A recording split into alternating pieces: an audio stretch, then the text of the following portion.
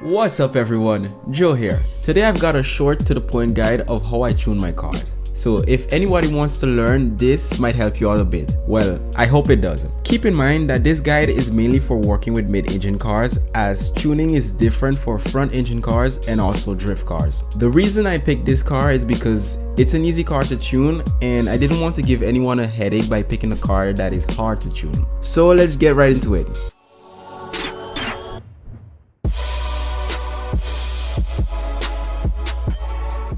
Alright guys, so first things first, since my car has already been built, I'm just gonna go and take out every part and reset everything back to zero so we can do it all over again.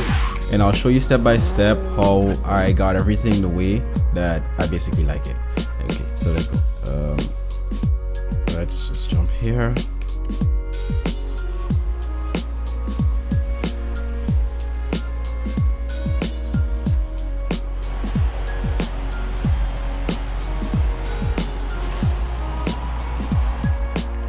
Such a beautiful Ferrari. Alright, garage, upgrades, reset to default. Okay, everything is back to default. Also, my tuning should also be reset to default. Yeah, everything is back to default. Okay. So, when you're upgrading your car, basically you want to start from conversion. It just makes everything simpler. 4-wheel, that's what we're going to be doing for this car. No rear bumper or rear wing because this car really doesn't need it for S2 and it kind of creates a bit too much drag and slows the car down. Of course, tires, we're going to be using the Hot Wheels tires with the red wing, with the red ring around the tires. Sorry, I just think it looks pretty cool for this car, especially with the red brakes and the red overall paint job. Tires, gonna want to max these out. As for rims, I'm gonna go with these because they're basically light and well, they look good. Yeah. As for clutch, max out everything. And yes, the reason I picked this car is because, well, it's a pretty easy car to tune and it's always easy to learn on something that is easy. It makes it, well, easier. Oh god, I said easy too many times there. Okay, install setup and we're good to go.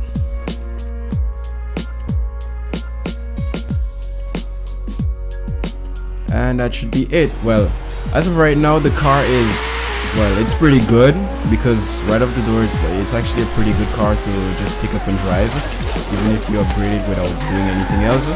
But if you want to get every ounce of performance out of this car, you're gonna need to tweak a few of the tunings.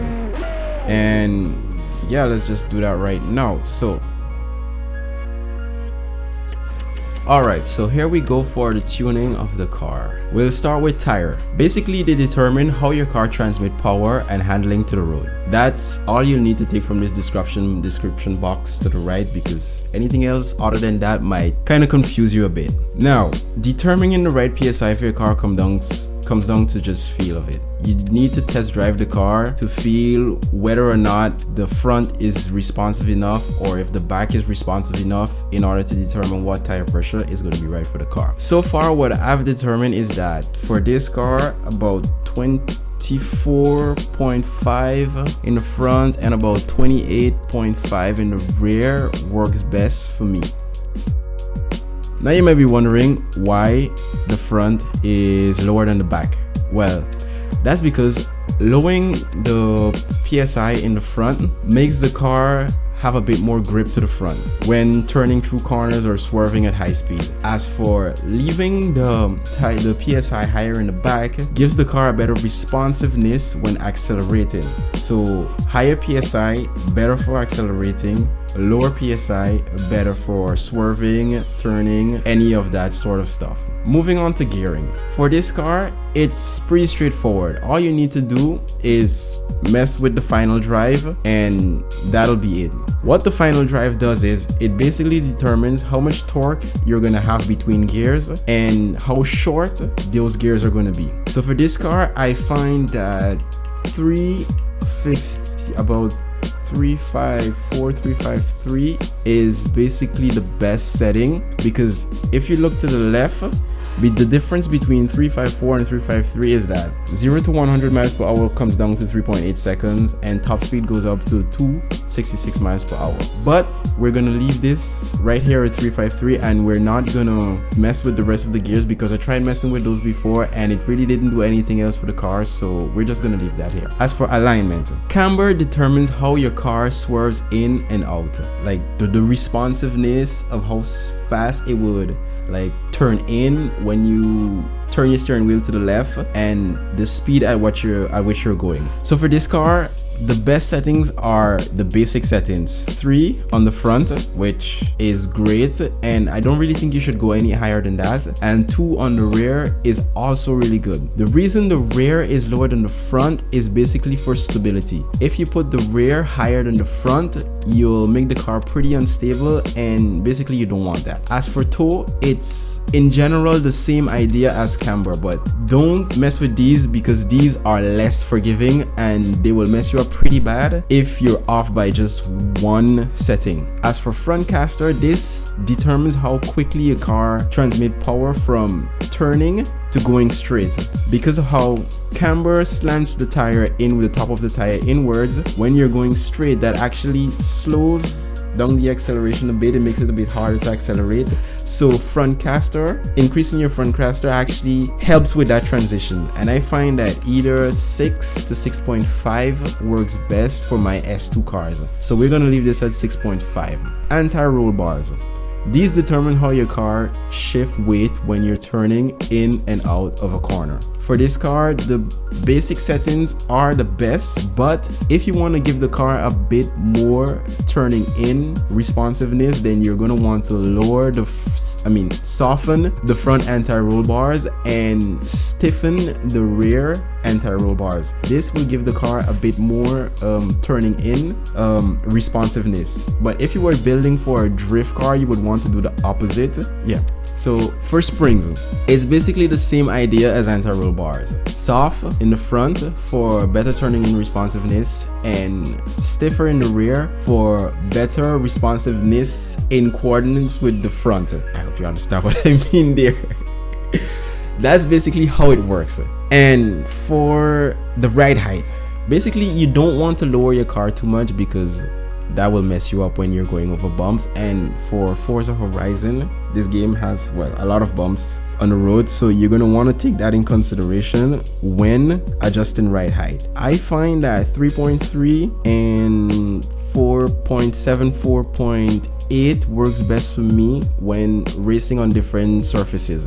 Dampening. This, I don't really like to change the dampening because it basically has the same idea as anti-roll bars. Softer in the front, stiffer in the rear for mid-engine cars to make them more responsive when turning. But for bump stiffness, I like to move this to be at least 50% of rebound stiffness in order to get a better feel, a better responsiveness out of the car. So we'll go with 8.4 and just adjust this to 16.6 and 8.3. Yeah, this is better for me. As for aero, that means this will be unlocked whether you have a front lip or a rear spoiler on the car, but since we don't have any front lip or a rear spoiler, it is locked. But you don't really need to mess with that for this car because this car already has great downforce, great lateral G's production just from the body itself. And another thing, using aero also creates a lot of drag, so it decreases your acceleration and top speed by a lot, but in return you get better downforce, better lateral G's, which helps you to take corners a bit faster. But for this car, it's really not needed. Brakes is pretty self-explanatory. It just determines how your car stops and how long of a distance you need for the car to stop. Now for differential, this will help determine how your car handles as well as how your car picks up speed. For four-wheel drive cars that are a bit stiff on the handling, that oversteer a lot, you're gonna want to decrease this. I find that around 25 to 30% works best for this car because it already turns quite good. And if after fully decreasing the acceleration you still have trouble with turning in at high speeds, you're gonna want to increase the deceleration, as this will help to lock up the wheels faster in order for you to get that better turning in angle. Now for the rear of the car, this basically determines how much power is hitting the back wheels when you turn and try to pick up speed in a straight line or turning. It doesn't matter which one. But for this car, we're gonna leave it as it is at 75% accel and next 75% decel, because it's the best that I've come up with for this car. And now for the center determines how much power is sent from the front and how much is sent from the rear. So for this car, since it's four-wheel drive and it's a mid-engine car, most of the power is sent to the rear, 65% of the power to the rear, in order to give it that better boost when accelerating. But for this car, I find that increasing it to about 70% helps to increase the top speed and the acceleration of the car by quite a bit, so 75%. And yes, as I forgot to mention, increasing this also helps the acceleration and the top speed quite a bit, so you're gonna want to keep an eye on this when tuning all of your cars. And basically guys, that's it. It's pretty simple to tune a car, but well, it's pretty simple the way I did it here because I already tested it many times before coming up with this. So we're just gonna apply, and yeah, now we're just gonna go for a race and you'll see how it performs. Alright guys, I hope this video was helpful, and I hope this race gives you an idea of how fine-tuning your car in even the simplest of ways can help make a huge difference on the racetrack. So thanks for watching once again. Leave a like, a comment, or subscribe, or all three, and I will definitely see you on the racetrack guys. Peace out.